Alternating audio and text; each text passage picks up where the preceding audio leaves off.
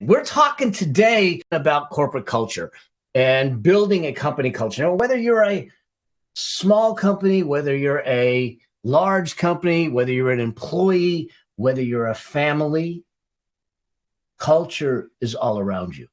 Here's the thing that I realized. Now, I've had the kind of the crazy journey. So I started out as a sole proprietor, so it was just me. So the only culture was me. But then I built a firm.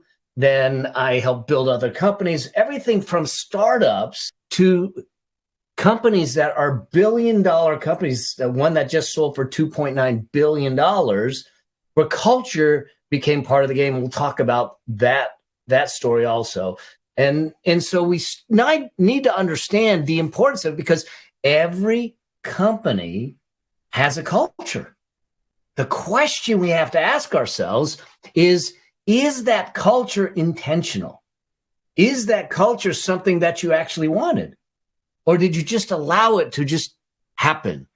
So, because you're going to have a culture no matter what. You're going to have a culture in your family. You're going to have a culture in your business. You're going to have a culture in your company. But is it intentional? And I'll talk about some steps and some things to consider. I'll give you a framework, because that's what I do to help you start to drill down on that, and give you some things to ask yourself as you start to facilitate culture. And I think that this is an important thing in our life, just in general, as we start to look at what we do. Often I'm asked to speak on financial and money and wealth and that type of thing. And one of the questions is that are you going to tell me not to spend? And my answer is no. I'm not going to tell you not to spend. In most cases, I don't. The real question that I want to answer when it comes to finances and money, and it'll be the same with culture, is: are you aware? Are you conscious? And are you intentional?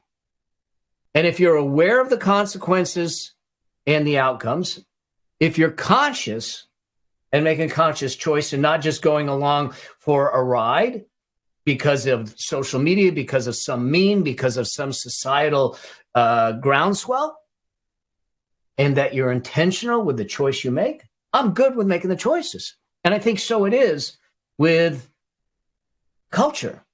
Are we aware of the culture that we're going to have in our company, or that we want to have? Are we conscious of what's going on in the company? And are we being intentional about the choices that we do or we bring to the company to build that culture? Because I actually think that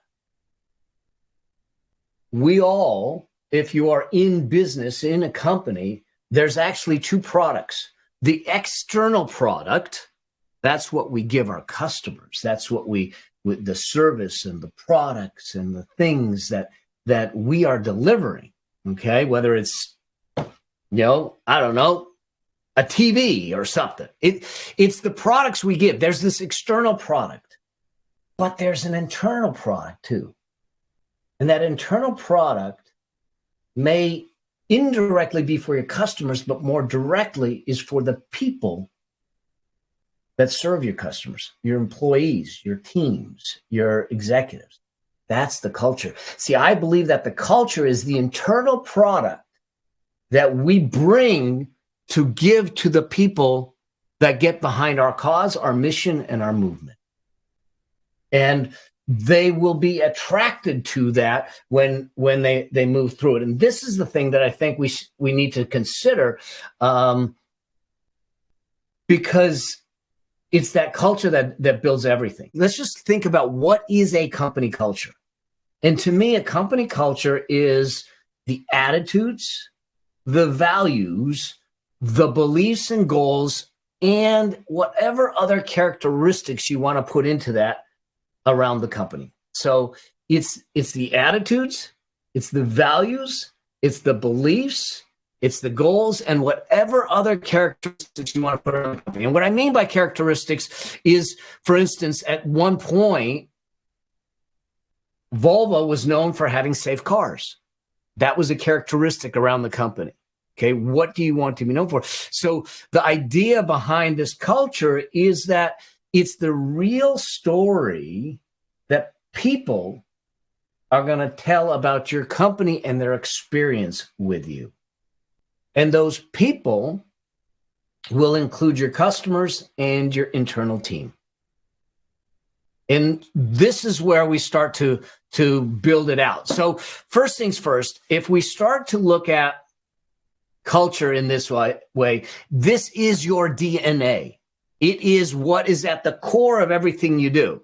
And so at some point, we actually have to take the time to define what are the characteristics of my company.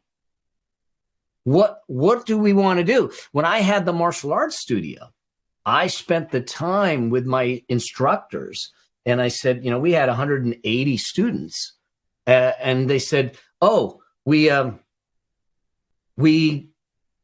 teach self-defense. And I said, that's one of the mistakes you're making, is that if you step on the mat because you believe you're teaching self-defense, then you've confused the commodity with the true product. The commodity is self-defense, but the true product is caring and self-esteem. And now when you step on the mat to teach the lesson for today, and in the back of your mind, you're saying, I'm going to teach 3 techniques, but in the teaching of those techniques, I need to deliver the product, and the product is caring and self-esteem. Would you approach the teaching differently? And the answer, in all cases, was yes. But it was through that we built a culture in a local school, a local martial arts studio. And it doesn't matter large or small, we get a chance to build it. And so the one thing that we need to look at is that a culture will not make you successful, but it will destroy you if you're not careful, because the environment always wins. If the environment is toxic, it will win. The toxins will win. If the environment is productive, it will win. You can have the best strategy. You can have the best tactics. You can even have the best people. But if the culture suffers, the whole company suffers too. See, it's the environment and the culture that will impact the flow of thinking in your company, in your business. Okay. And so this is where we start to build things out. And let me go back to that slide, because you now start to understand the characteristics. It will define the behaviors. How do you, when a customer comes to complain, you will determine how you interact with that customer at that point in time. Okay. It's the blueprint of how we do business. It's the identity, and it becomes our internal compass. Okay. When we start to do this, this is what our culture is built on. This is why I look at it and say, it's one of the most important things you can do as a business owner, is to get very specific. We'll get into it and they'll say, oh, we got to do a business plan, and we have to create a strategy, and what are the tactics, and what are the systems, and what are the processes. And we often neglect to ask, what's the environment that we want to build this in? What's the soil that I want to plant this in?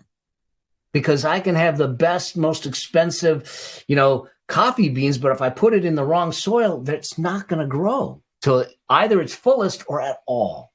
This can be your day for personal growth. This can be that day you committed to and you remember and you go, that was the day I got myself a community. I got better coaches. I committed to making my life the absolute best that I could. This is that day. Make today your growth day. Click the button on this page and sign up right now.